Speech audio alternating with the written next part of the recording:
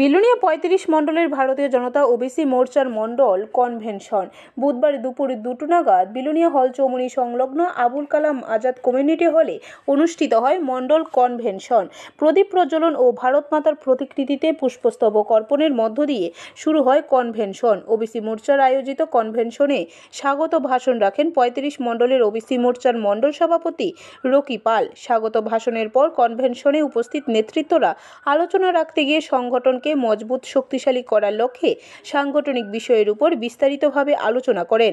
ভারতীয় জনতা ওবিসি মোর্চার মণ্ডল কনভেনশনে উপস্থিত ছিলেন ওবিসি মোর্চার রাজ্য সভানেত্রী মলিনা দেবনাথ, বিলোনিয়া ৩৫ মণ্ডলের মণ্ডল সভাপতি সায়ন্তন দত্ত, প্রাক্তন মণ্ডল সভাপতি গৌতম সরকার, ওবিসি মোর্চার বিলোনিয়া মণ্ডলের মণ্ডল সভাপতি রকি পাল সহ জেলা ও মণ্ডল নেতৃত্বরা।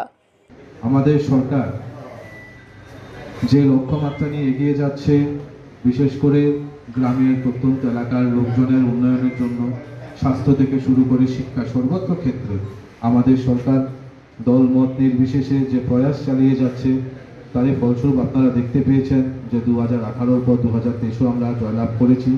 এবং আমাদের ত্রিপুরা রাজ্যই নয়, গোটা ভারতবর্ষব্যাপী নরেন্দ্র মোদীর যে সাফল্য, মানুষের জন্য কাজ করার যে চিন্তাভাবনা, সেটাকে বাস্তবায়িত করতে পারছেন।